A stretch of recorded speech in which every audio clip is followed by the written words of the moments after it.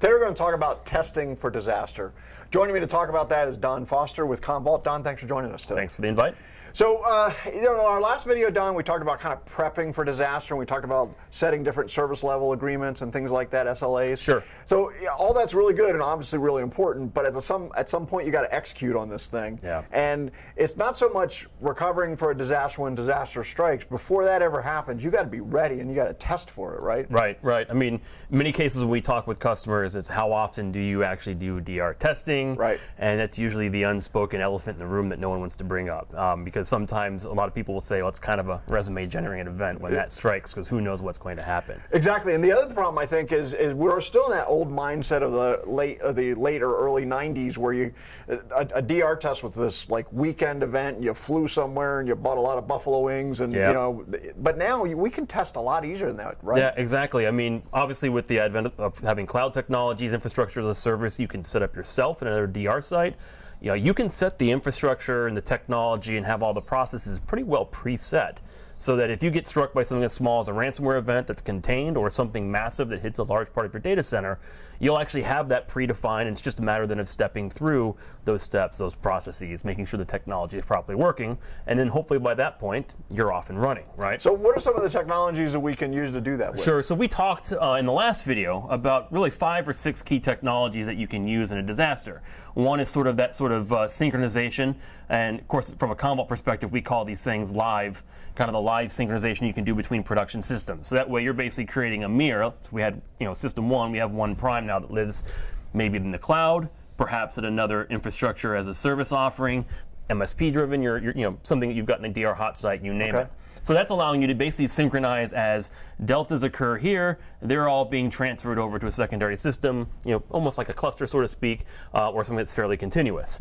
So if I want to test that, then I just stop the sync, bring it up here, and see if it works. Correct. Right? But as you probably know, stopping that sync and bringing this up, there's probably about 1 to maybe 20 things that you have to achieve to test that. Right. We don't want the same IP coming live. Right. We don't want to freak out a production system with something that we're running in another infrastructure point. So there's a whole number of steps that you have to make sure are good, not only from a test, but also in actual DR to be successful, right?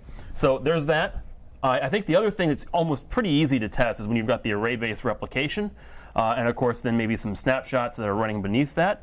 That can be easily tested by doing mounts at secondary sites, but very similar to doing this sort of making it live. These same steps probably persist in this sort of a scenario as well. And there's also different layers too, right? I could just test, like if I just want to be thorough, I can just test to make sure the data's there. I might be able to do like an index or so, a re-index or something just to make sure everything's there and complete. But then at some point I want to do a very thorough test and actually bring the application up. Right. Application and database, do some actual queries, make sure the data looks exactly as you expect it to. In some cases, and I've been at some financial firms where they actually do these sort of sever and failovers in the middle of the day, just to make sure that people are on point and that the systems are running appropriately. And it also gives them a chance to try to make sure those steps are as automated and simplified as possible. And we'll get back to that. Okay. The other side, of course, of that is then if you're driving Delta backups, that might go off to, again, disk. And I'll try to draw a cloud here, cloud or a tape. It's pretty good. Not bad.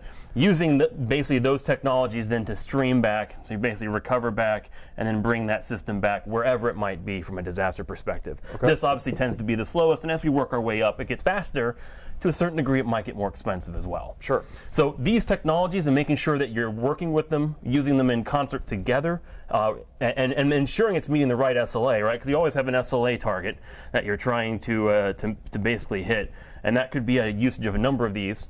That becomes one key thing that you can start to drive for testing for disaster. So one of the things you talked about is the 20 steps that are required to get this stuff. Do you guys provide any level of scripting or automation to help that happen? So for years, people used to write DR runbooks. Right. And these runbooks, I mean, I've seen them in binders that are about this thick. And of course, if they're handed to a non-IT person, good luck with that. Exactly. For the last about 5 years or so, we've rolled out a workflow engine to help customers really start to take what was that runbook and putting it into an actual automated script setup. Okay. What we've done even further now is taking that, basically these steps, and we've continued to basically drive these into the product. So for example, if it's a virtual machine, tying in with VMware, whether it's VMware in AWS, VMware in another VMware vCenter installation, taking all the necessary steps that it is to put it into its own network, rerun IPs, revalidate the VMs, fire them all up, and then run whatever explicit code you want against them to validate they're running properly. We've taken all those steps and made them available as a part of our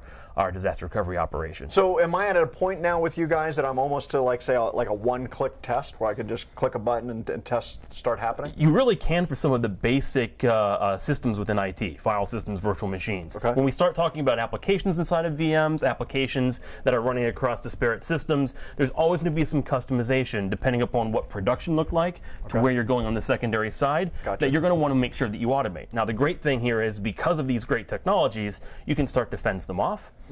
And one great way to test disaster recovery is to actually do dev and test operations in that same infrastructure that you might do DR. Gotcha. So as you step through how you're handing an innovation team another copy of data or that complete application or whatnot, you can actually step through similar steps and processes that you would for DR there. So let's talk real quickly. Everybody's talking about the cloud. You know, you've got DRaaS and all these different things happening. What are you guys doing to leverage that resource? Yeah, so the interesting thing, if you want to go from, say it's a virtual machine again, right? And you want to go on-premise VM, and you want to take that directly into the cloud for DR.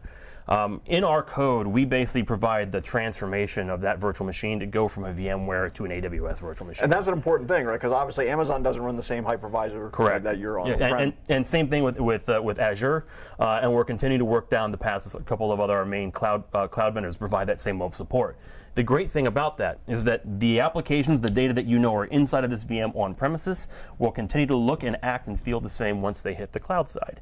So really at that point, we talk about automating a lot of those steps. At that point, it's just a matter of ensuring that you're starting up the right virtual machines, doing the recovery process, testing it, and you can spin everything down, and we'll help you do that to keep the amount of cloud costs down as you do those DR tests. And I think that's a really important point, because I think a lot of people look at, when they hear terms like DRaaS and things like that, they think, oh, I got to go to this new vendor that they're the only ones that do it. Even though you guys have been around for a while, you're on top of this stuff. Absolutely. And one other interesting thing to kind of think about here too, as you define your SLAs, we've got this automation. We've got some awareness of applications. In fact, working with some Oracle systems, we've been able to take an entire Oracle application, lift and shift, and move it to an Oracle cloud. The reason that's interesting is because we can show how quickly we can take a point in time and recover it for testing purposes in the Oracle cloud. Those same sort of ideas. It's full form application, not just a database, it's the actual web front ends and all the supporting file systems. That ties us back into that same setup. So we've taken those orchestration pieces, tied them into our software, and then used the same level of machine learning and artificial intelligence to track and see how quickly things are recovering. So that if our SLA says, hey, this has to be up and running in 30 minutes, we can show and prove that, hey, we've been able to achieve that through some of our automated tests. And that's something you could do for different systems on the fly, make all this stuff an automated procedure so that you can actually provide that readiness back to your bosses when the ask comes on what happens if we get struck with X. And that's a huge one, because one of the #1 things we find is at an executive level is they don't really trust the IT's ability to actually execute a full-blown recovery when the chips are down, so to speak. So being able to show that has got to be huge for the organization. Absolutely. Yeah, dashboarding of these neat and integrated and complex IT processes has become very key, especially as we start talking about the new cloud-enabled data center. All right. Well, Don, thanks for joining us today. Thank you, George.